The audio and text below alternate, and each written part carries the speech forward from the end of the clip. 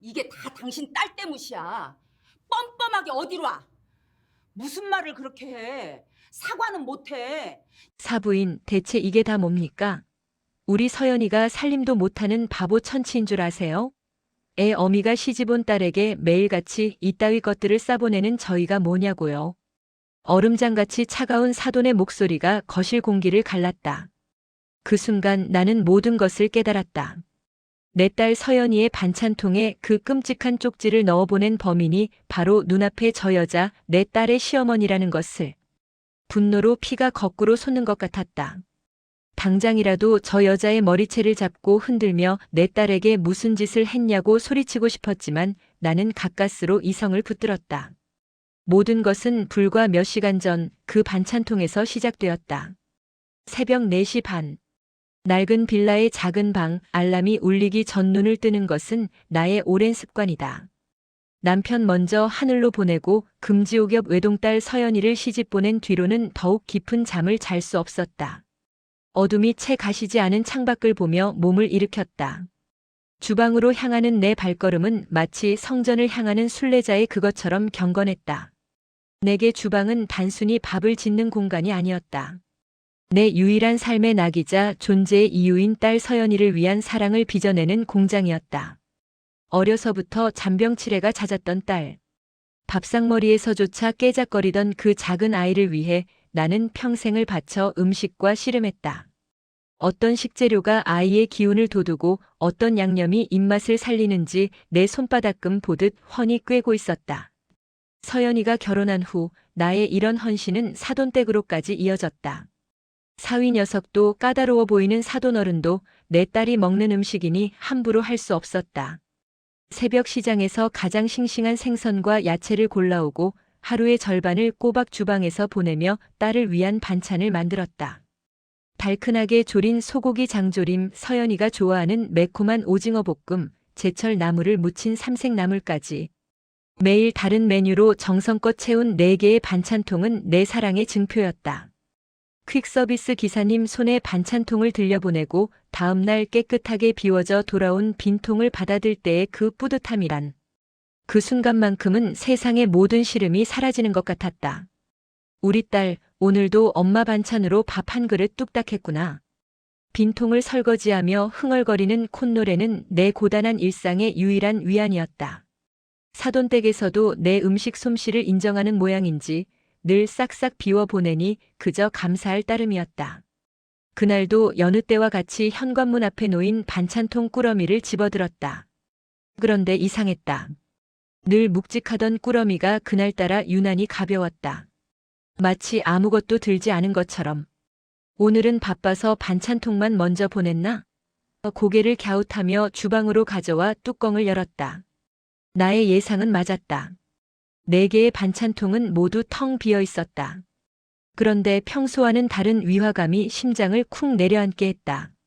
늘 깨끗하게 닦여오던 반찬통 바닥에 멀건 국물 자국이 그대로 남아 있었다. 마치 먹다 남은 음식을 억지로 버리고 급하게 닫은 것처럼.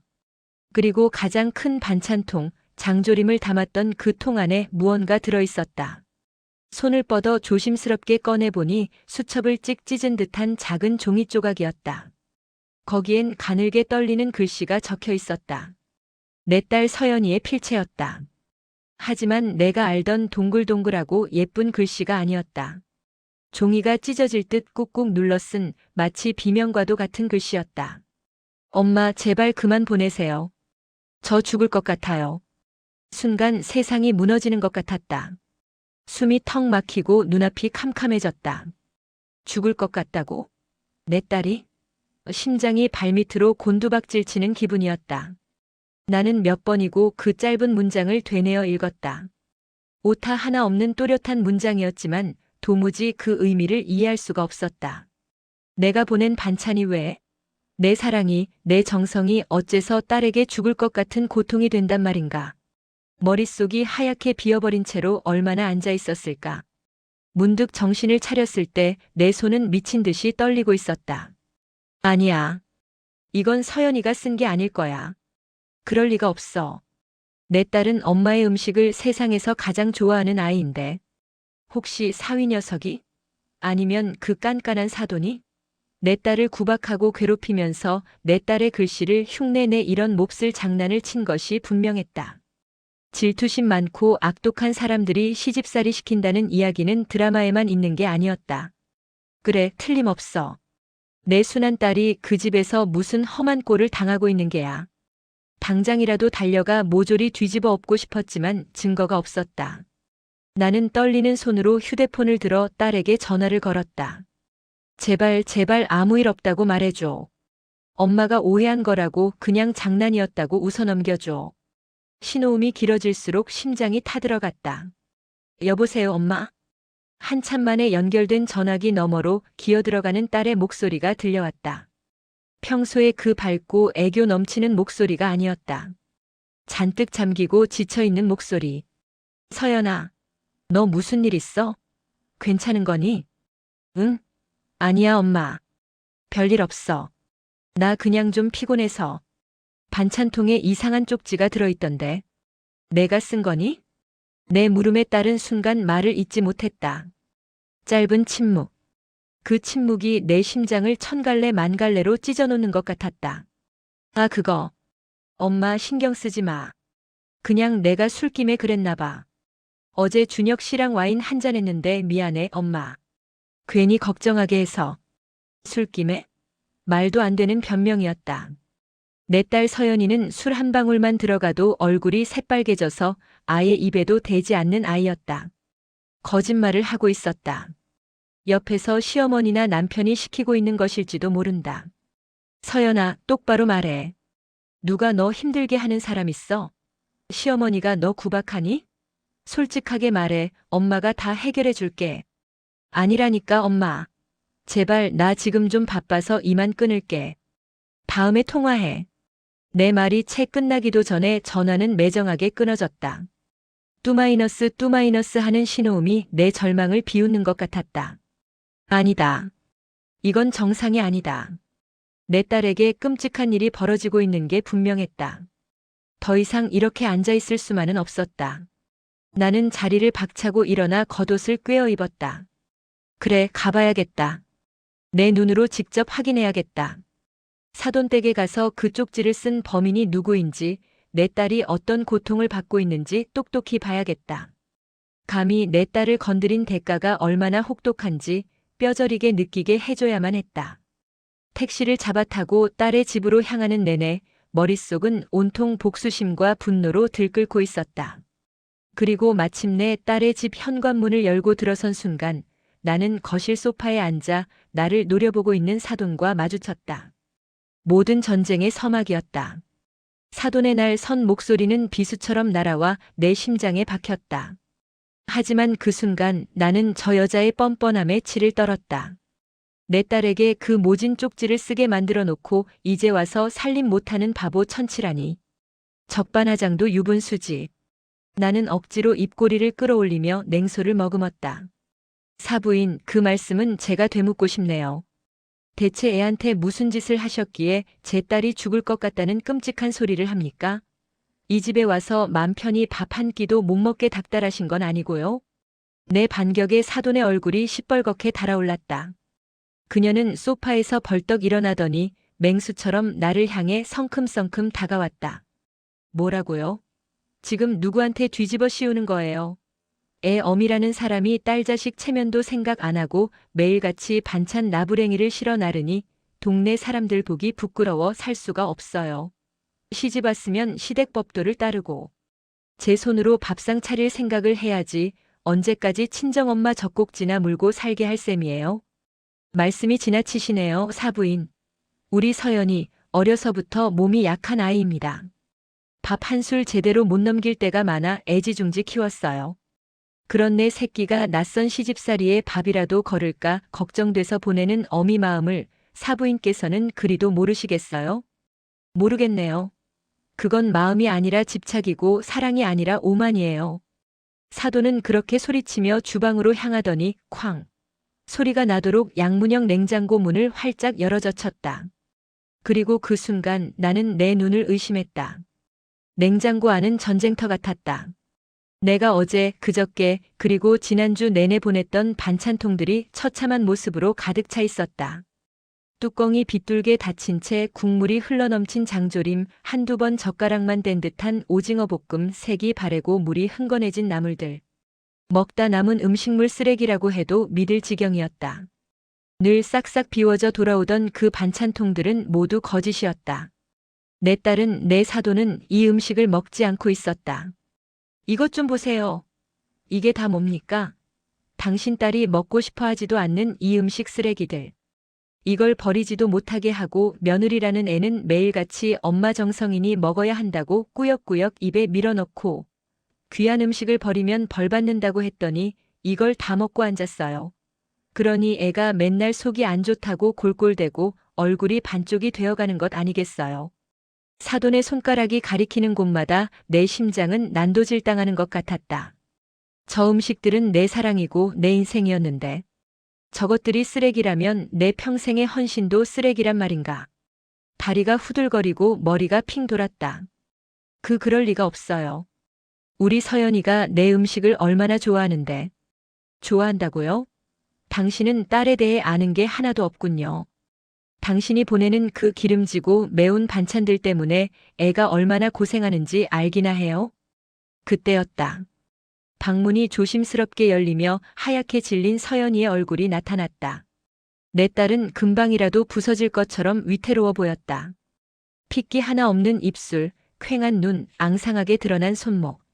내 기억 속에 건강하고 예뻤던 딸의 모습은 온데간데 없었다. 엄마, 어머님 제발 그만하세요. 서연이는 울음 섞인 목소리로 애원했다.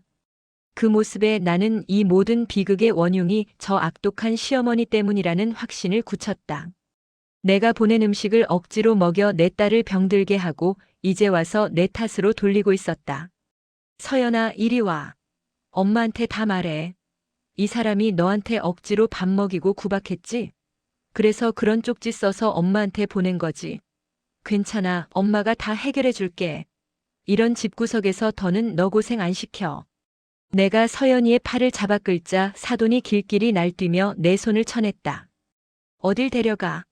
이 애는 이제 김서연이 아니라 이 집 며느리 이서연이야. 당신이 뭔데 우리 집 일에 감나라 배나라야. 당신 같은 사람한테 내 딸 못 맡겨. 나와 사돈의 고성이 집안을 뒤흔들었다. 그 순간 우리 사이에서 어쩔 줄 몰라 하던 서연이가 갑자기 악 하는 비명과 함께 배를 움켜쥐었다. 그러더니 그대로 바닥에 쓰러져 버렸다. 서연아. 세상이 멈췄다. 조금 전까지 서로를 잡아먹을 듯 으르렁대던 나와 사돈은 동시에 딸에게 달려갔다. 서연이는 식은땀을 비오듯 쏟으며 가쁜 숨을 몰아쉬고 있었다. 그 고통스러운 모습에 피가 식고 심장이 얼어붙는 것 같았다. 때마침 퇴근하고 들어오던 사위 준혁이가 이 광경을 보고 기겁하며 119에 신고했다. 구급차의 요란한 사이렌 소리를 들으며 병원으로 향하는 내내 나는 서연이의 손을 붙잡고 하염없이 눈물만 흘렸다. 제발, 제발 내 딸을 살려주세요. 신이 있다면 제발. 분노와 원망은 이미 온데간데 없고 오직 딸을 잃을지도 모른다는 공포만이 온몸을 잠식했다. 응급실의 차가운 공기는 숨막힐 듯한 긴장감으로 가득했다. 하얀 시트 위에 누워 각종 검사를 받는 딸의 모습을 보며 나는 차라리 내가 대신 아팠으면 좋겠다고 수백 번 되뇌었다. 사돈과 사위도 창백하게 질린 얼굴로 복도 의자에 망부석처럼 앉아 있었다. 우리의 지옥 같은 침묵을 깬 것은 의사였다. 보호자분들, 이리 와서 설명 들으시죠. 우리는 약속이라도 한 듯 의사에게 달려갔다. 의사는 여러 장의 차트를 넘겨보며 무거운 입을 열었다. 환자분은 만성 염증성 장 질환인 크론병이 상당히 진행된 상태입니다. 소장과 대장에 염증이 생겨 극심한 복통과 설사를 유발하는 병인데 최근 스트레스와 잘못된 식습관으로 급격히 악화된 것으로 보입니다. 크론병? 생전 처음 들어보는 병명이었다. 나는 떨리는 목소리로 물었다. 그게 무슨, 왜 우리 딸한테 그런 병이? 유전적, 환경적 요인이 복합적으로 작용합니다만 김서연 환자분의 경우 지속적인 스트레스 상황에 노출된 것이 가장 큰 원인으로 보입니다. 그리고 식단 기록을 보니 기름지거나 맵고 짠, 자극적인 음식을 꾸준히 섭취하셨더군요. 이런 음식들은 크론병 환자에게는 독이나 마찬가지입니다. 의사의 말이 끝나자마자 내 머릿속에서 내가 딸에게 보냈던 수많은 반찬들이 주마등처럼 스쳐 지나갔다. 매콤하게 볶은 오징어, 달고 짜게 조린 장조림, 기름에 지진 각종 전들 딸의 입맛을 돋우고 기운나게 해줄 거라 믿었던 내 모든 음식들이 사실은 내 딸의 몸을 파먹는 독이었다는 말인가. 아니에요. 서연이는 그걸 좋아했어요. 내 부정은 공허한 메아리처럼 응급실 복도에 흩어졌다. 그때 넋이 나간 표정으로 서 있던 사위 준혁이가 힘겹게 입을 열었다. 장모님 죄송합니다. 사실 서연이 결혼하고 얼마 안 돼서 속이 안 좋다고 병원에 갔다가 진단받았어요. 그런데 차마 장모님께 말씀을 못 드렸어요. 장모님께서 보내주시는 반찬이 장모님의 유일한 낙이고 사랑이라는 걸 아는데 그걸 거절하면 얼마나 상심하실까봐. 사위의 고백은 거대한 망치가 되어 내 뒤통수를 내리쳤다. 그럼 그 반찬들은? 처음에는 억지로 먹었어요. 엄마 정성을 버릴 수 없다고. 그런데 먹고 나면 밤새 끙끙 앓았어요. 나중에는 도저히 안 되겠어서 제가 버렸습니다. 장모님 마음 상하실까봐 서연이가 다 먹은 것처럼 빈통만 씻어서 보냈어요. 그럼 그 쪽지는? 이번에는 병상에 누워 겨우 정신을 차린 서연이가 가냘픈 목소리로 대답했다. 내가 썼어, 엄마. 눈물이 가득 고인 서연이의 눈이 나를 향했다. 어머님이 내가 엄마 반찬 버리는 걸 보시고는 귀한 음식 버리면 벌 받는다고 남기지 말고 다 먹으라고 하셨어. 엄마한테는 상처 주기 싫고 어머님한테는 미움받기 싫고 매일매일 냉장고에 쌓이는 반찬들을 볼 때마다 숨이 막혔어.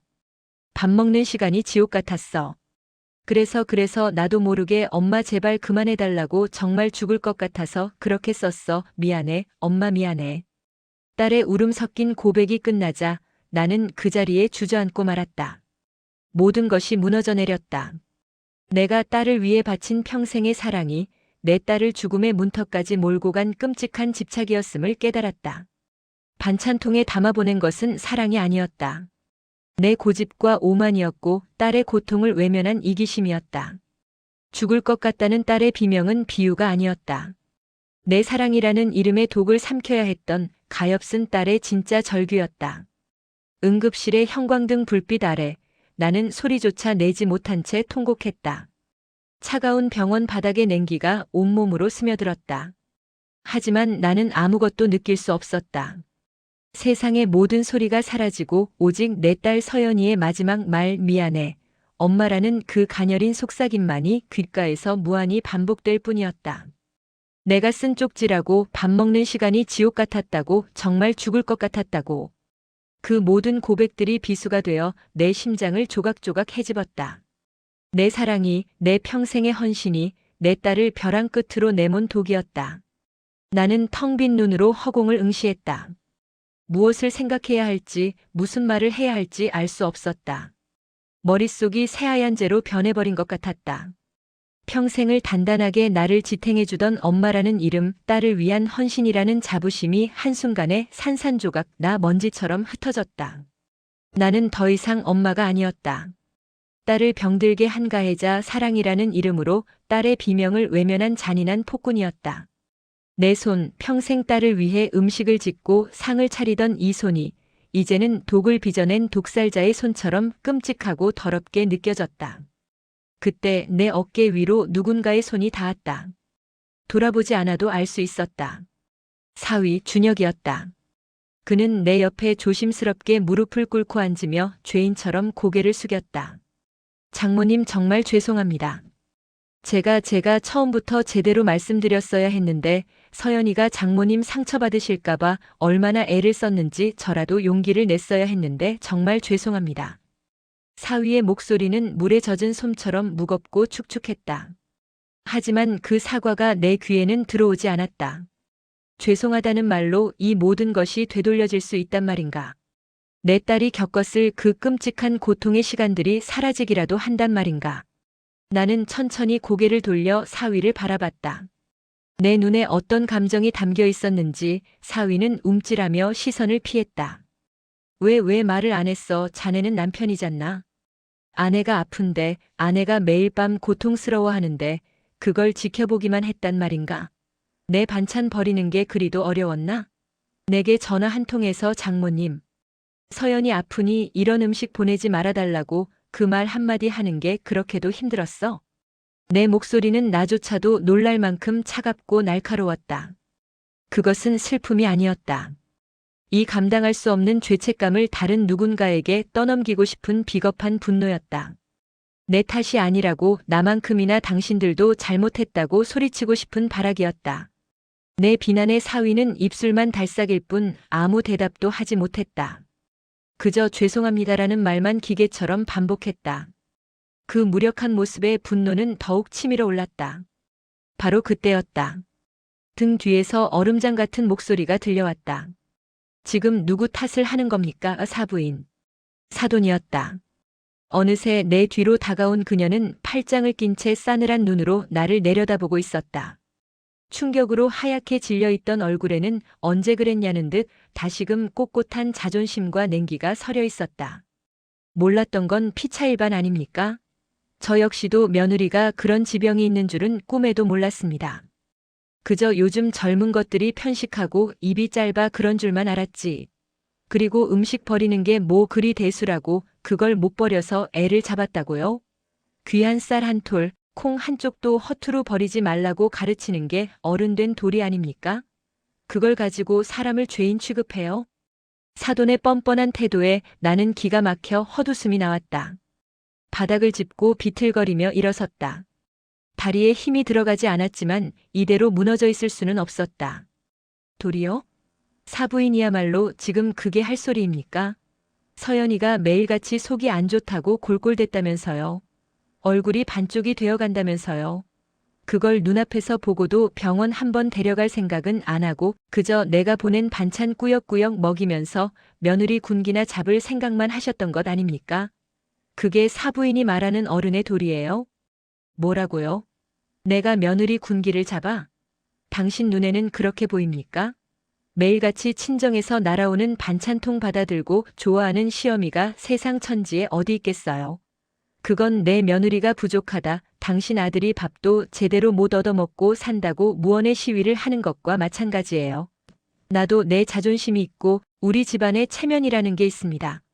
그깟 반찬 때문에 매일같이 당신에게 머리 숙이는 기분으로 살아야 했단 말입니까? 내 딸 아픈 것보다 사부인 자존심이 그깟 체면이 더 중요했다는 말씀이시군요. 말 함부로 하지 마세요. 알았더라면 나라고들 가만히 있었겠어요?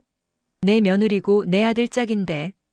당신이야말로 애 어미라는 사람이 딸이 뭘 좋아하는지 뭘 못 먹는지 그것 하나 제대로 모르고 무작정 음식만 해다 바친 것 아닙니까? 그건 사랑이 아니라 무지고 정성이 아니라 자기만족이었던 거지. 우리 두 사람의 날 선 언쟁은 다시 한번 응급실 복도를 날카롭게 갈랐다. 서로가 서로에게 상처의 책임을 떠넘기며 날것의 감정을 토해냈다. 우리는 둘 다 가해자였지만 그 순간만큼은 어떻게든 서로를 피해자로 만들고 싶어 안달이 나 있었다. 그때 침상에 누워있던 서연이가 힘겹게 몸을 일으키려 애쓰며 우리를 불렀다. 엄마 어머님 제발 그만하세요. 다 내 잘못이에요. 딸의 목소리는 찢어질 듯 애처로웠다. 그 작은 몸으로 엄마와 시어머니의 싸움을 온몸으로 받아내고 있었다. 서연이의 눈에서 굵은 눈물방울이 툭 떨어져 하얀 베갯니를 적셨다. 엄마 말이 맞아. 엄마가 해준 반찬 세상에서 제일 맛있었어. 어릴 때 아파서 입맛 없을 때도 엄마가 해준 닭죽 한 그릇이면 기운이 났고 엄마표 장조림 하나면 밥 두 그릇도 뚝딱 했으니까. 그래서 말할 수가 없었어. 크론병 때문에 엄마 음식을 먹으면 안 된다고 이제 엄마 반찬은 나한테 독이라고 어떻게 그런 잔인한 말을 해.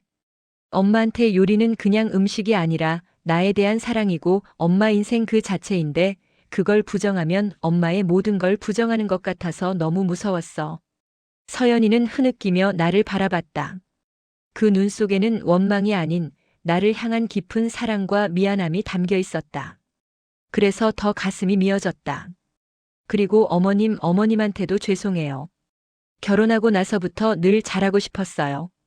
흠잡을 데 없는 며느리가 돼서 예쁨 받고 싶었어요. 어머님이 살림에 대해 한마디 하실 때마다 심장이 철렁 내려앉았어요. 내가 부족해서, 내가 뭘 잘못해서 그런가 싶어서. 그러다 엄마 반찬 버리는 걸 들켰을 때, 어머님이 귀한 음식 버리면 벌 받는다고 하셨을 때 정말 하늘이 무너지는 것 같았어요.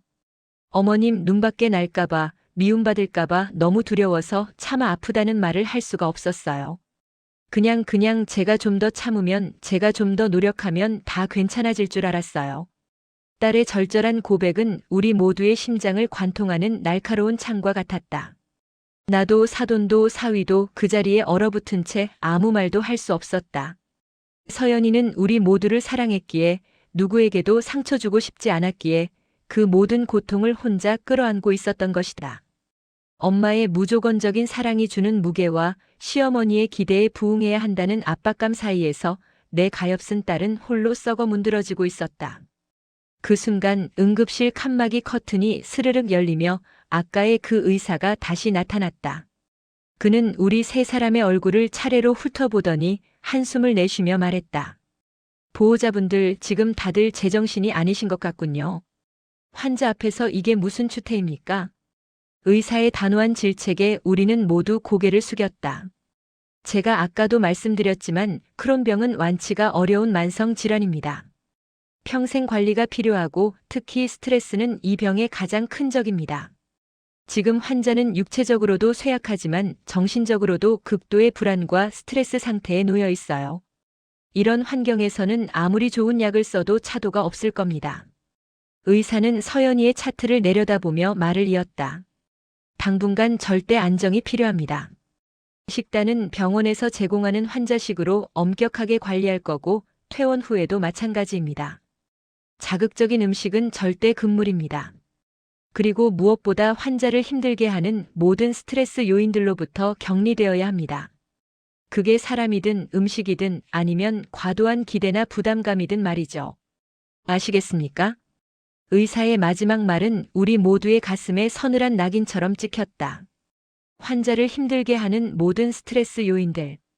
그것은 바로 나 그리고 사돈, 그리고 방관했던 사위를 지칭하는 말이었다. 우리는 사랑이라는 이름으로 혹은 돌이라는 명분으로 딸에게 가장 치명적인 독이 되어왔던 것이다. 의사가 돌아간 후 응급실에는 무거운 침묵만이 내려앉았다. 그 침묵 속에서 나는 서연이의 앙상한 손목을 내려다보았다. 어린 시절 열이 펄펄 끓는 딸의 이마를 밤새 닦아주던 기억, 행여 감기라도 걸릴까 노심초사하며 옷을 겹겹이 입히던 기억, 작은 상처에도 호들갑을 떨며 약을 발라주던 내 모습이 스쳐 지나갔다. 나는 내 딸을 세상의 모든 위험으로부터 지켜주고 있다고 믿었다. 하지만 정작 가장 큰 위험은 바로 나 자신이었다. 나는 딸의 몸이 아니라 내 만족을 위해 음식을 했고, 딸의 마음이 아니라 내 불안을 잠재우기 위해 사랑을 퍼부었다. 문득 아주 오래전 기억 하나가 떠올랐다. 초등학생 서연이가 소풍을 가던 날이었다. 나는 새벽부터 일어나 딸이 좋아하는 온갖 재료를 넣어 세상에서 가장 화려한 김밥을 싸주었다. 하지만 소풍에서 돌아온 서연이는 김밥을 거의 다 남겨왔다. 왜 안 먹었냐는 내 물음에 아이는 배가 아파서 못 먹었다고 했다. 나는 그저 아이가 차를 오래 타서 멀미를 했나 보다 하고 대수롭지 않게 넘겼다. 하지만 지금 돌이켜보니 그때 아이가 남긴 김밥에는 기름진 소시지와 햄, 마요네즈에 버무린 참치까지 온통 위에 부담이 되는 재료들 뿐이었다. 어쩌면 내 딸의 병은 아주 오래전부터 희미한 신호를 보내고 있었는지도 모른다. 내가 사랑이라는 거대한 콩깍지에 눈이 멀어 그 모든 신호를 애써 외면했을 뿐. 사부인. 나를 부르는 사돈의 목소리에 고개를 들었다. 그녀는 언제 그랬냐는 듯 도끼 빠진 얼굴로 나를 보고 있었다. 그 눈에는 더 이상 자존심이나 분노가 아닌 깊은 혼란과 후회가 담겨 있었다. 내가 잘못했습니다. 몰랐다는 건 핑계일 뿐이겠지요. 내 며느리고 내 식구인데 좀 더 세심하게 살폈어야 했는데 그저 내 기준에서 내 방식대로만 아이를 다그쳤습니다. 정말 면목이 없습니다, 사부인. 그리고 서연이에게도. 사돈은 말을 잇지 못하고 입술을 깨물었다. 평생 누구에게도 고개를 숙여본 적 없을 것 같은 그 꼿꼿한 여자의 어깨가 가늘게 떨리고 있었다. 그 모습에 나 역시 더 이상 그녀를 원망할 수 없었다. 우리 둘은 서로 다른 방식으로 똑같이 어리석은 잘못을 저지른 죄인이었다. 나는 아무 말 없이 서연이의 침대 곁으로 다가갔다. 지쳐 잠이 든 딸의 얼굴은 창백했지만 아까보다는 한결 편안해 보였다. 나는 조심스럽게 손을 뻗어 딸의 땀에 젖은 머리카락을 쓸어 넘겨주었다. 예전 같았으면 우리 딸, 엄마가 맛있는 거 해줄게, 기운 내라고 말했겠지만 이제는 차마 그 말을 입에 담을 수가 없었다. 내 사랑의 방식은 완전히 틀렸다. 이제 나는 처음부터 다시 배워야만 했다. 내 딸을 진정으로 사랑하는 법을. 내 욕심과 자기 만족을 채우기 위한 일방적인 퍼붓기가 아니라 딸의 목소리에 귀 기울이고 딸의 아픔을 먼저 헤아리는 진짜 사랑의 방법을 말이다. 나는 서연이의 손을 가만히 잡았다. 앙상한 그 손의 온기가 나에게 속삭이는 것 같았다. 아직 늦지 않았다고. 지금부터 시작하면 된다고. 응급실의 차가운 공기 속에서 나는 비로소 지독한 절망의 끝자락에서 희미한 빛 한 줄기를 발견했다. 그것은 모든 것을 잃고 나서야 겨우 깨닫게 된 고통스럽고도 새로운 시작이었다. 차가운 병원 바닥의 냉기가 온몸으로 스며들었다. 나는 그 자리에 얼마나 주저앉아 있었는지 몰랐다. 세상의 모든 소음이 한순간에 멎고 오직 내 딸 서연이의 마지막 말, 미안해, 엄마라는 그 가녀린 속삭임만이 메아리처럼 귓가를 맴돌았다. 내가 쓴 쪽지라고, 밥 먹는 시간이 지옥 같았다고, 정말 죽을 것 같았다고. 그 모든 고백들이 날카로운 유리 조각이 되어 내 심장을 조각조각 헤집었다. 내 사랑이, 내 평생의 헌신이 내 딸을 벼랑 끝으로 내몬 독이었다. 나는 텅 빈 눈으로 허공을 응시했다. 무엇을 생각해야 할지, 무슨 말을 해야 할지 알 수 없었다. 머릿속이 새하얀 재로 변해버린 것 같았다. 평생을 단단하게 나를 지탱해주던 엄마라는 이름, 딸을 위한 헌신이라는 자부심이 한순간에 산산조각 나 먼지처럼 흩어졌다. 나는 더 이상 엄마가 아니었다. 딸을 병들게 한 가해자, 사랑이라는 이름으로 딸의 비명을 외면한 잔인한 폭군이었다. 내 손, 평생 딸을 위해 음식을 짓고 상을 차리던 이 손이 이제는 독을 빚어낸 독살자의 손처럼 끔찍하고 더럽게 느껴졌다. 그때 내 어깨 위로 누군가의 손이 닿았다. 돌아보지 않아도 알 수 있었다. 사위 준혁이었다. 그는 내 옆에 조심스럽게 무릎을 꿇고 앉으며 죄인처럼 고개를 숙였다. 장모님, 정말 죄송합니다. 제가 처음부터 제대로 말씀드렸어야 했는데 서연이가 장모님 상처받으실까봐 얼마나 애를 썼는지 저라도 용기를 냈어야 했는데 정말 죄송합니다. 사위의 목소리는 물에 젖은 솜처럼 무겁고 축축했다. 하지만 그 사과가 내 귀에는 들어오지 않았다. 죄송하다는 말로 이 모든 것이 되돌려질 수 있단 말인가. 내 딸이 겪었을 그 끔찍한 고통의 시간들이 사라지기라도 한단 말인가. 나는 천천히 고개를 돌려 사위를 바라봤다. 내 눈에 어떤 감정이 담겨 있었는지 사위는 움찔하며 시선을 피했다. 왜 말을 안 했어? 자네는 남편이잖아. 아내가 아픈데, 아내가 매일 밤 고통스러워하는데 그걸 지켜보기만 했단 말인가? 내 반찬 버리는 게 그리도 어려웠나? 내게 전화 한 통해서 장모님, 서연이 아프니 이런 음식 보내지 말아달라고 그 말 한마디 하는 게 그렇게도 힘들었어? 내 목소리는 나조차도 놀랄 만큼 차갑고 날카로웠다. 그것은 슬픔이 아니었다. 이 감당할 수 없는 죄책감을 다른 누군가에게 떠넘기고 싶은 비겁한 분노였다. 내 탓이 아니라고, 나만큼이나 당신들도 잘못했다고 소리치고 싶은 발악이었다. 내 비난의 사위는 입술만 달싹일 뿐 아무 대답도 하지 못했다. 그저 죄송합니다라는 말만 기계처럼 반복했다. 그 무력한 모습에 분노는 더욱 치밀어 올랐다. 바로 그때였다. 등 뒤에서 얼음장 같은 목소리가 들려왔다. 지금 누구 탓을 하는 겁니까? 사부인. 사돈이었다. 어느새 내 뒤로 다가온 그녀는 팔짱을 낀 채 싸늘한 눈으로 나를 내려다보고 있었다. 충격으로 하얗게 질려있던 얼굴에는 언제 그랬냐는 듯 다시금 꼿꼿한 자존심과 냉기가 서려 있었다. 몰랐던 건 피차일반 아닙니까? 저 역시도 며느리가 그런 지병이 있는 줄은 꿈에도 몰랐습니다. 그저 요즘 젊은 것들이 편식하고 입이 짧아 그런 줄만 알았지. 그리고 음식 버리는 게 뭐 그리 대수라고 그걸 못 버려서 애를 잡았다고요? 귀한 쌀 한 톨, 콩 한 쪽도 허투루 버리지 말라고 가르치는 게 어른된 도리 아닙니까? 그걸 가지고 사람을 죄인 취급해요? 사돈의 뻔뻔한 태도에 나는 기가 막혀 헛웃음이 나왔다. 바닥을 짚고 비틀거리며 일어섰다. 다리에 힘이 들어가지 않았지만 이대로 무너져 있을 수는 없었다. 도리요? 사부인이야말로 지금 그게 할 소리입니까? 서연이가 매일같이 속이 안 좋다고 골골댔다면서요. 얼굴이 반쪽이 되어간다면서요. 그걸 눈앞에서 보고도 병원 한번 데려갈 생각은 안 하고 그저 내가 보낸 반찬 꾸역꾸역 먹이면서 며느리 군기나 잡을 생각만 하셨던 것 아닙니까? 그게 사부인이 말하는 어른의 도리예요? 뭐라고요? 내가 며느리 군기를 잡아? 당신 눈에는 그렇게 보입니까? 매일같이 친정에서 날아오는 반찬통 받아들고 좋아하는 시어미가 세상 천지에 어디 있겠어요? 그건 내 며느리가 부족하다. 당신 아들이 밥도 제대로 못 얻어먹고 산다고 무언의 시위를 하는 것과 마찬가지예요. 나도 내 자존심이 있고 우리 집안에 체면이라는 게 있습니다.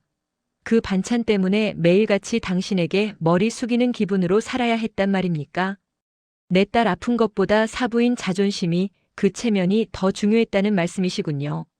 말 함부로 하지 마세요. 알았더라면 나라고들 가만히 있었겠어요?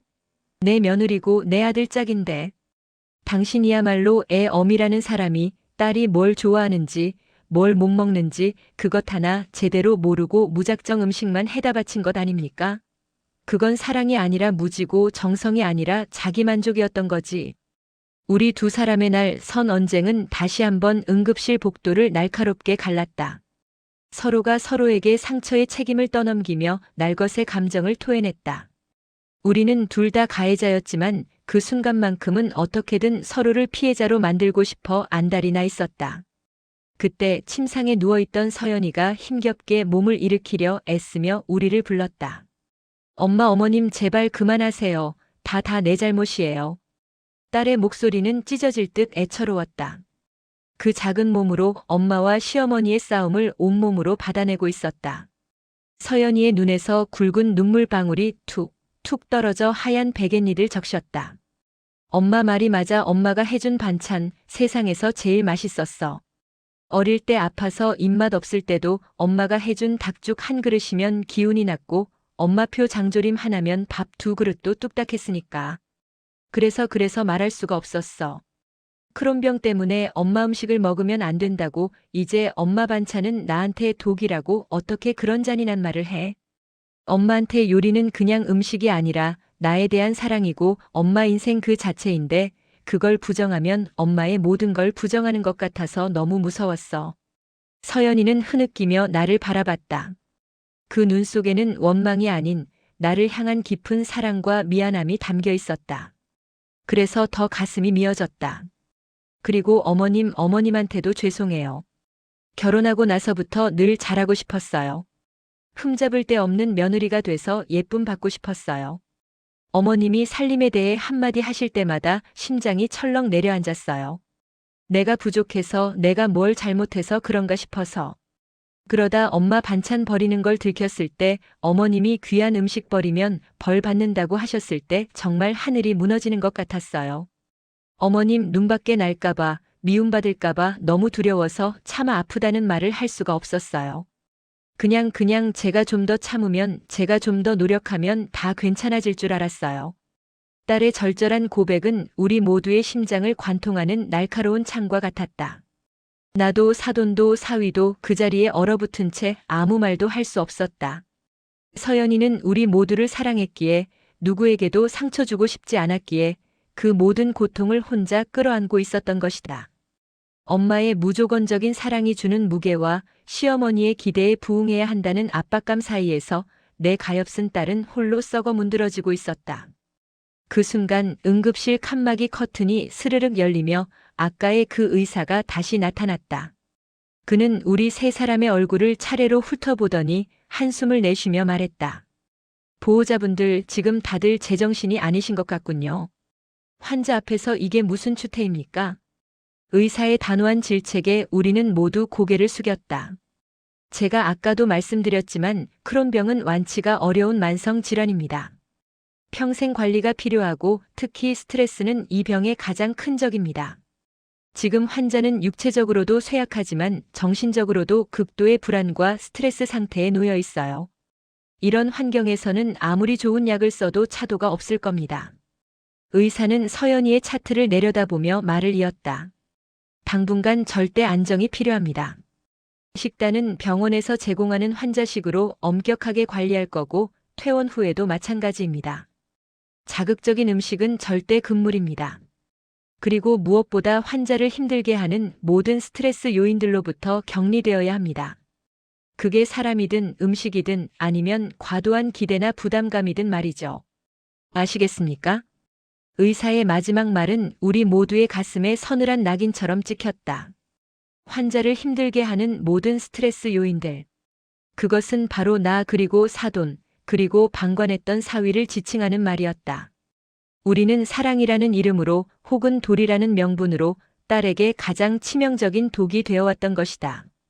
의사가 돌아간 후 응급실에는 무거운 침묵만이 내려앉았다. 그 침묵 속에서 나는 서연이의 앙상한 손목을 내려다보았다. 어린 시절 열이 펄펄 끓는 딸의 이마를 밤새 닦아주던 기억, 행여 감기라도 걸릴까 노심초사하며 옷을 겹겹이 입히던 기억, 작은 상처에도 호들갑을 떨며 약을 발라주던 내 모습이 스쳐 지나갔다. 나는 내 딸을 세상의 모든 위험으로부터 지켜주고 있다고 믿었다.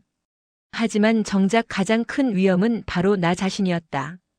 나는 딸의 몸이 아니라 내 만족을 위해 음식을 했고 딸의 마음이 아니라 내 불안을 잠재우기 위해 사랑을 퍼부었다. 문득 아주 오래전 기억 하나가 떠올랐다. 초등학생 서연이가 소풍을 가던 날이었다. 나는 새벽부터 일어나 딸이 좋아하는 온갖 재료를 넣어 세상에서 가장 화려한 김밥을 싸주었다. 하지만 소풍에서 돌아온 서연이는 김밥을 거의 다 남겨왔다. 왜 안 먹었냐는 내 물음에 아이는 배가 아파서 못 먹었다고 했다. 나는 그저 아이가 차를 오래 타서 멀미를 했나 보다 하고 대수롭지 않게 넘겼다. 하지만 지금 돌이켜보니 그때 아이가 남긴 김밥에는 기름진 소시지와 햄, 마요네즈에 버무린 참치까지 온통 위에 부담이 되는 재료들 뿐이었다. 어쩌면 내 딸의 병은 아주 오래전부터 희미한 신호를 보내고 있었는지도 모른다. 내가 사랑이라는 거대한 콩깍지에 눈이 멀어 그 모든 신호를 애써 외면했을 뿐. 사부인. 나를 부르는 사돈의 목소리에 고개를 들었다. 그녀는 언제 그랬냐는 듯 도끼 빠진 얼굴로 나를 보고 있었다. 그 눈에는 더 이상 자존심이나 분노가 아닌 깊은 혼란과 후회가 담겨 있었다. 내가 잘못했습니다. 몰랐다는 건 핑계일 뿐이겠지요. 내 며느리고 내 식구인데 좀 더 세심하게 살폈어야 했는데 그저 내 기준에서 내 방식대로만 아이를 다그쳤습니다. 정말 면목이 없습니다, 사부인. 그리고 서연이에게도. 사돈은 말을 잇지 못하고 입술을 깨물었다. 평생 누구에게도 고개를 숙여본 적 없을 것 같은 그 꼿꼿한 여자의 어깨가 가늘게 떨리고 있었다. 그 모습에 나 역시 더 이상 그녀를 원망할 수 없었다. 우리 둘은 서로 다른 방식으로 똑같이 어리석은 잘못을 저지른 죄인이었다. 나는 아무 말 없이 서연이의 침대 곁으로 다가갔다. 지쳐 잠이 든 딸의 얼굴은 창백했지만 아까보다는 한결 편안해 보였다. 나는 조심스럽게 손을 뻗어 딸의 땀에 젖은 머리카락을 쓸어 넘겨주었다. 예전 같았으면 우리 딸 엄마가 맛있는 거 해줄게 기운 내라고 말했겠지만 이제는 차마 그 말을 입에 담을 수가 없었다. 내 사랑의 방식은 완전히 틀렸다. 이제 나는 처음부터 다시 배워야만 했다. 내 딸을 진정으로 사랑하는 법을. 내 욕심과 자기 만족을 채우기 위한 일방적인 퍼붓기가 아니라 딸의 목소리에 귀 기울이고 딸의 아픔을 먼저 헤아리는 진짜 사랑의 방법을 말이다. 나는 서연이의 손을 가만히 잡았다.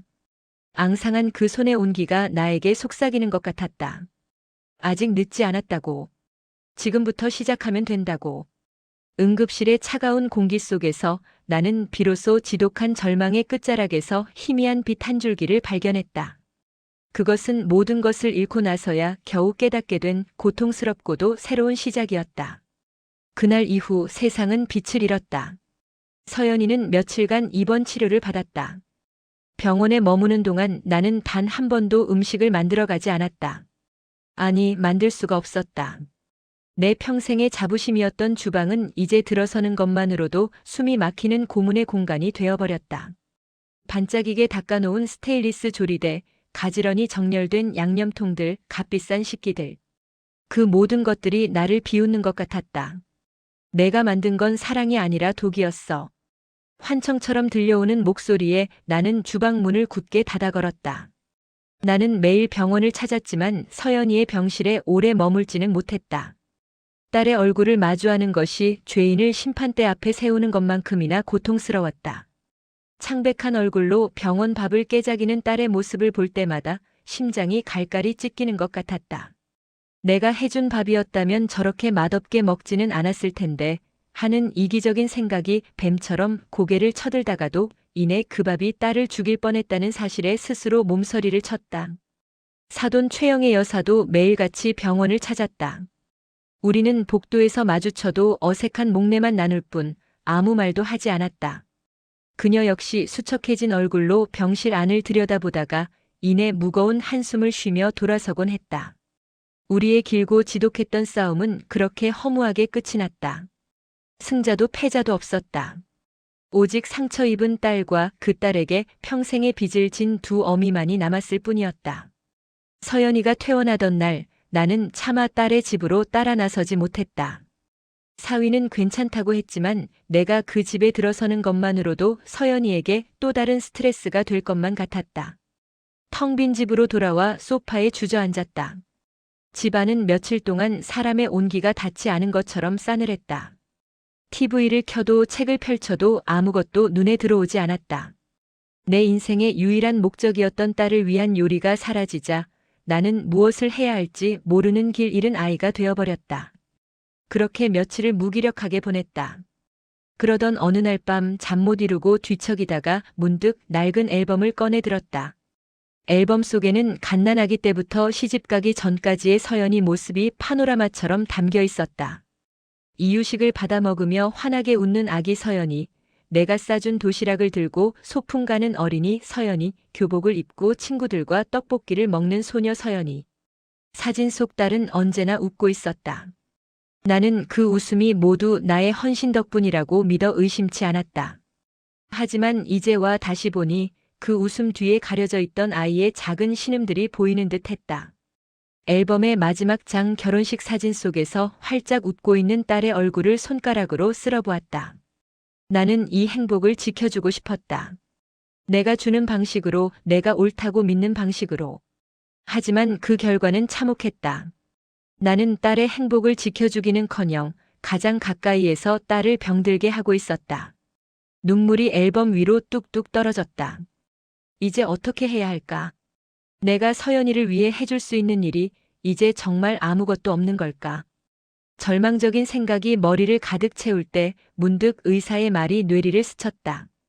환자를 힘들게 하는 모든 스트레스 요인들로부터 격리되어야 합니다. 그게 사람이든 음식이든 음식. 그래, 음식이었다. 내가 만든 음식이 딸을 아프게 했다면 이제는 딸을 살리는 음식을 만들어야 했다. 그것이 내가 이 끔찍한 죄책감을 씻고 다시 엄마로서 바로 설 수 있는 유일한 길이었다. 나는 벌떡 일어나 서재로 향했다. 먼지가 뽀얗게 쌓인 노트북을 열고 떨리는 손으로 검색창에 글자를 입력했다. 크론병. 수많은 정보들이 화면을 가득 채웠다. 염증성 장질환, 자가 면역질환, 완치 불가, 평생 관리 낯설고 무서운 의학용어들 사이를 헤매며 나는 밤을 새워 공부하기 시작했다. 피해야 할 음식 목록은 끝이 없었다. 기름진 음식, 맵고 짠 자극적인 음식, 유제품, 통곡물, 생야채와 과일, 내가 그동안 서연이에게 좋다고 믿고 만들어줬던 거의 모든 음식이 목록에 포함되어 있었다. 가슴을 칼로 도려내는 듯한 아픔을 느끼며 나는 그 목록들을 하나하나 노트에 꾹꾹 눌러 적었다. 다음 날부터 나의 일상은 완전히 바뀌었다.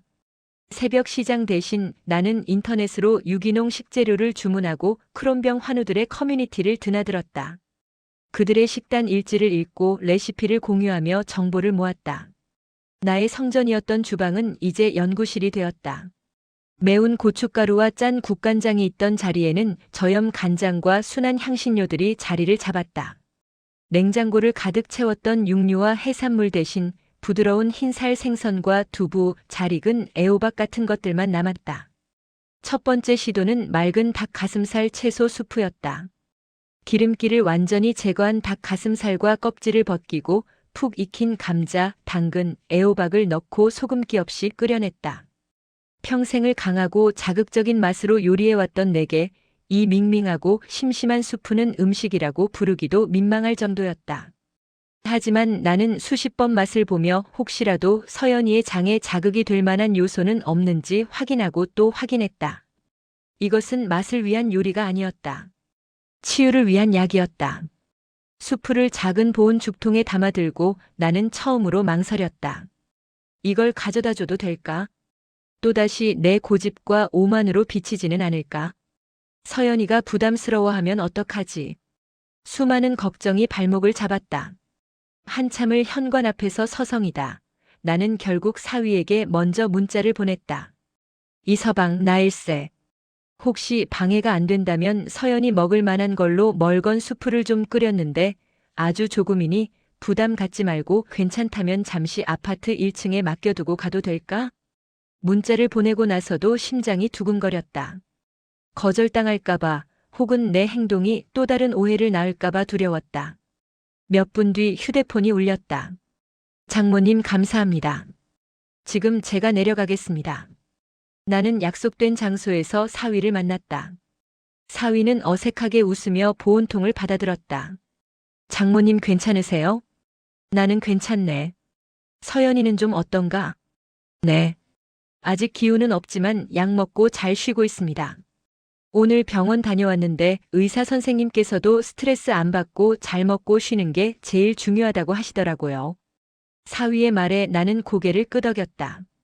이거 의사 선생님께 여쭤보고 괜찮다고 하면 먹이게. 혹시라도 조금이라도 속이 불편하다고 하면 당장 버리고. 절대 억지로 먹이면 안 되네. 알겠지? 나의 신신당부의 사위는 눈시울이 붉어졌다. 네, 장모님. 꼭 그렇게 하겠습니다. 그리고 장모님 너무 자책하지 마세요. 서연이도 저도 장모님 마음 다 알아요. 사위의 위로에 왈칵 눈물이 쏟아질 것 같았지만 나는 애써 참아냈다. 이제는 눈물 흘릴 자격도 없었다. 보온통을 건네고 서둘러 돌아서는 내 등 뒤로 사위의 깊은 한숨 소리가 들리는 듯 했다. 그날 저녁 나는 아무것도 할 수 없었다. 혹시 내 수프가 탈이라도 나면 어쩌나, 서연이가 거부하면 어쩌나, 온갖 불안한 생각에 사로잡혀 휴대폰만 만지작거렸다. 밤이 깊어갈 무렵 문자 한 통이 도착했다. 서연이었다. 엄마, 수프 잘 먹었어. 속도 편하고 따뜻해서 좋았어. 고마워. 짧은 문장이었지만 나는 그 글자들을 몇 번이고 되읽었다. 그리고 나도 모르게 소리내어 울었다. 절망과 죄책감의 눈물이 아니었다. 아주 작은 희망의 씨앗을 발견한 자의 안도와 감사의 눈물이었다. 그날을 시작으로 나의 새로운 일상이 시작되었다. 나는 매일같이 크론병 환자식을 연구했다. 쌀을 곱게 갈아 끓인 미음 흰살 생선을 쪄서 부드럽게 으깬 것, 감자를 푹 삶아 소금기 없이 만든 메시트 포테이토. 내가 만드는 음식들은 점점 더 단순하고 순해졌다. 화려한 색감과 강렬한 향은 사라졌지만 그 빈자리에는 딸의 건강을 염원하는 간절한 마음이 채워졌다. 나는 더 이상 반찬통 4개를 꽉 채워 보내지 않았다. 그저 서연이가 한 끼에 먹을 수 있는 작은 죽통 하나만을 보낼 뿐이었다. 그것은 사랑의 크기가 양에 있지 않다는 것을 뒤늦게 깨달은 나의 고백과도 같았다. 놀라운 변화는 사돈에게서도 나타났다. 어느 날 병원 복도에서 마주친 사돈은 뜻밖의 말을 건넸다. 요즘 서연이 안색이 조금씩 돌아오는 것 같더군요. 네, 사부인. 아직 멀었지만 그래도 조금씩. 얼마 전에 인터넷을 보니까 크론병에는 양배추를 즙 내어 먹는 게 그렇게 좋다던데 사부인도 알고 계셨습니까? 나는 놀라 사돈을 바라보았다. 깐깐하고 자존심 강하던 그녀가 며느리의 병에 대해 알아보고 있었다. 아, 네, 저도 책에서 보긴 했습니다. 근데 아직은 조심스러워서. 내가 유기농 양배추 좋은 걸로 구해다 놨으니 한번 가져가서 해보세요. 우리 준혁이 녀석한테 시켜서 내일 댁으로 보내드리겠습니다. 그녀는 여전히 무뚝뚝한 말투였지만 그 안에는 서툴고 어색한 진심이 담겨 있었다. 우리 두 사람은 더 이상 서로를 탓하지 않았다. 대신 같은 목표를 향해 각자의 방식으로 노력하기 시작했다. 그녀는 좋은 식재료에 대한 정보를 물어다 주었고 나는 그것으로 딸을 위한 음식을 만들었다. 우리의 소통은 그렇게 서툴게 하지만 분명히 다시 시작되고 있었다. 시간이 흘러 가을이 깊어졌다. 서연이는 눈에 띄게 좋아졌다. 아직 조심해야 할 것은 많았지만 집안을 거닐 정도의 기운을 차렸고 얼굴에도 혈색이 돌기 시작했다. 나는 이제 이틀에 한 번꼴로 작은 보온통을 보냈다. 늘 그렇듯 사위를 통해 전달하고 나는 조용히 돌아왔다. 그러던 어느 날 이틀 전에 보냈던 보온통이 현관문 앞에 놓여 있었다. 그날은 유난히 하늘이 맑았다. 나는 아무 생각 없이 꾸러미를 집어들고 주방으로 향했다. 뚜껑을 열고 깨끗하게 비워진 통을 확인하는 것은 이제 익숙한 습관이 되었다. 그런데 그날따라 통 안에 무언가 들어있었다. 심장이 쿵 내려앉았다. 트라우마처럼 떠오르는 그날의 기억. 나는 떨리는 손을 뻗어 조심스럽게 그것을 꺼냈다. 예쁜 편지지에 곱게 접힌 작은 쪽지였다. 나는 마른 침을 삼키며 천천히 쪽지를 펼쳤다. 그 안에는 내가 그토록 그리워했던 내 딸 서연이의 동글동글하고 예쁜 글씨가 적혀 있었다. 엄마 고마워요. 오늘 죽은 정말 맛있게 다 먹었어요. 사랑해요. 순간 눈앞이 흐려졌다. 뜨거운 눈물이 뺨을 타고 흘러내렸다. 죽을 것 같아요라고 절규하던 종이가 찢어질 듯 날카롭던 그 비명의 글씨는 이제 없었다.